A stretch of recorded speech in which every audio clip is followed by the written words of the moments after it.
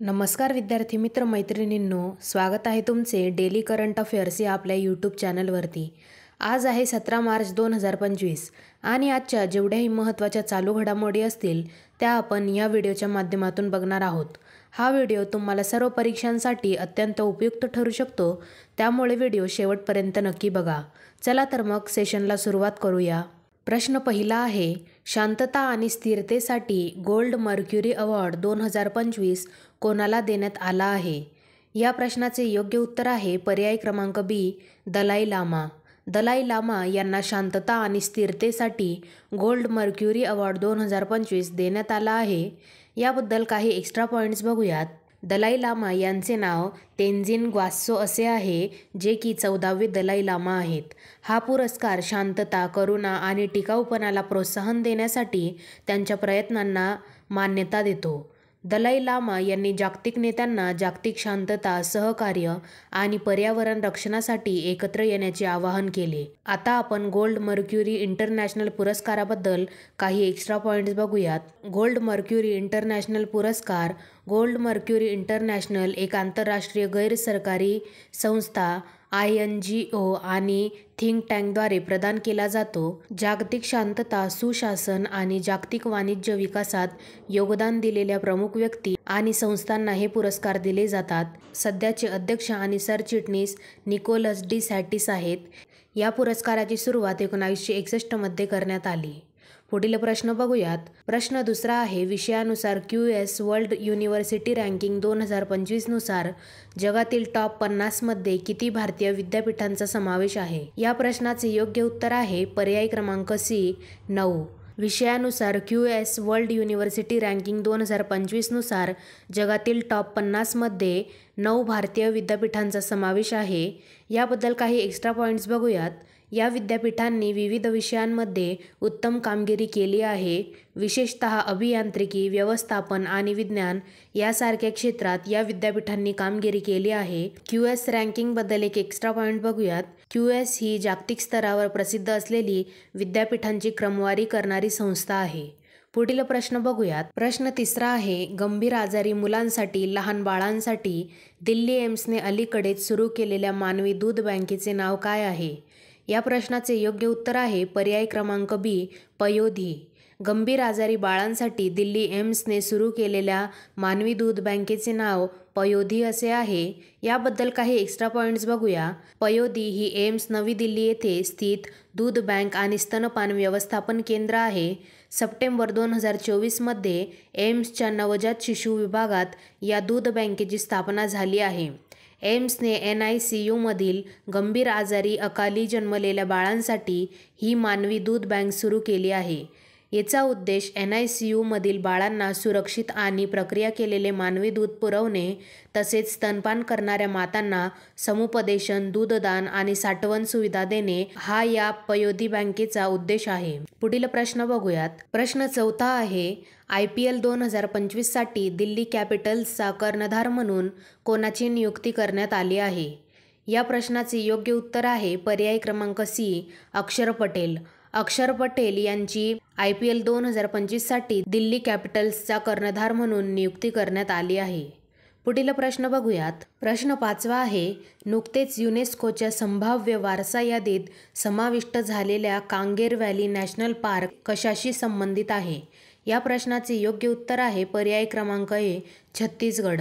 छत्तीसगड या राज्याशी Kanger valley national park संबंधित आहे, जे नुकतेच युनेस्कोच्या संभाव्य वारसा यादीत समाविष्ट झालेले आहे। याबद्दल काही एक्स्ट्रा पॉईंट्स बघूयात। हे उद्यान गुहांसाठी प्रसिद्ध आहे आणि आता जागतिक वारसा स्थळाच्या संभाव्य यादीत समाविष्ट झाले आहे। कांगेर व्हॅली हे केवळ एक जंगल नाही, तर एक रहस्यमय जग आहे। येथे 15हून अधिक चुनखडीच्या गुहा आहेत, ज्यामध्ये कोटमसर, कैलास आणि दंडक गुहा प्रमुख आहेत। येथे 200हून अधिक प्रजातींचे पक्षी उडताना दिसतात आणि 900हून अधिक प्रकारची झाडे आणि वनस्पती या जंगलाला खास बनवतात। भारतामध्ये 38 युनेस्को जागतिक वारसा स्थळे आहेत, ज्यात 32 सांस्कृतिक स्थळे, 7 नैसर्गिक स्थळे आणि एक मिश्रित स्थळ आहे। 2024 मध्ये आसाममधील मोईदाम्स अहोम राजवंशाची टीला दफन पद्धत या यादीत समाविष्ट झाली आहे। पुढील प्रश्न बघूयात।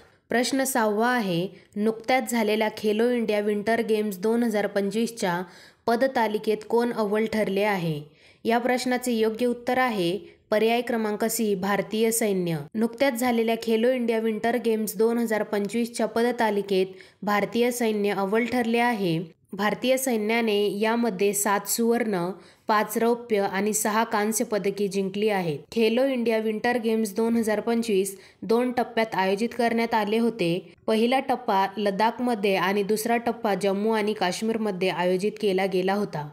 पुढील प्रश्न बघूयात. प्रश्न 7वा आहे, RBIद्वारे डिजिटल पेमेंट जागरूकता सप्ताह 2025 कधी आणि कधीपर्यंत आयोजित करण्यात आला? या प्रश्नाचे योग्य उत्तर आहे पर्याय क्रमांक सी, 10 मार्च ते 16 मार्च 2025 या दरम्यान RBIद्वारे डिजिटल पेमेंट जागरूकता सप्ताह 2025 आयोजित करण्यात आला. याबद्दल काही एक्स्ट्रा पॉईंट्स बघूयात.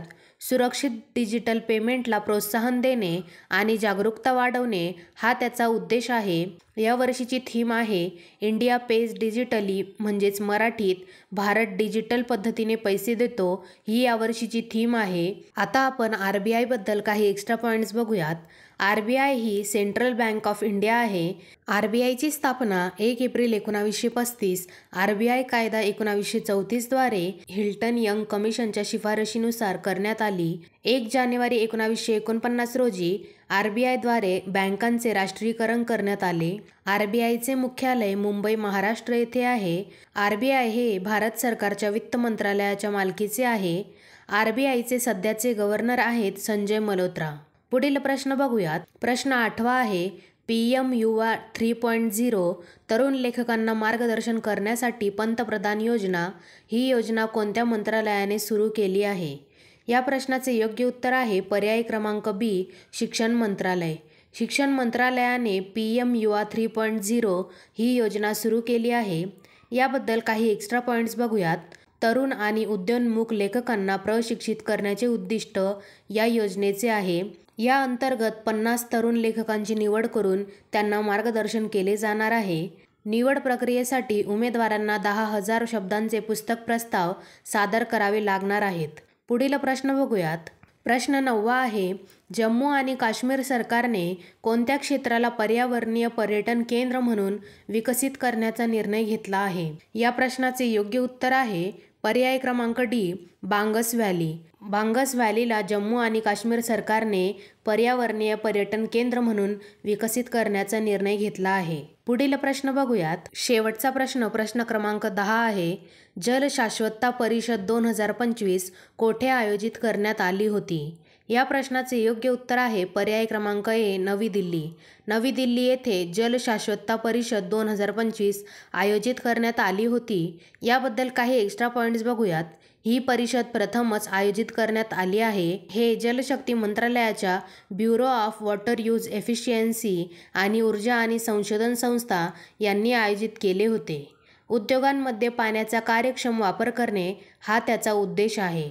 विद्यार्थी मित्र मैत्रिणींनो, अशा प्रकारे इथे आपले संपूर्ण प्रश्न झालेले आहेत. मी आशा करते तुम्हाला सर्व प्रश्न समजले असतील. तुम्हाला प्रश्न कसे वाटले मला नक्की कमेंट करून सांगा. आणि जर तुम्हाला व्हिडिओ आवडला असेल तर व्हिडिओला लाईक व शेअर करायला देखील विसरू नका. आणि अशाच नवनवीन डेली करंट अफेअर्ससाठी डेली करंट अफेअर्स या आपल्या यूट्यूब चॅनलला देखील सबस्क्राईब करायला विसरू नका. धन्यवाद.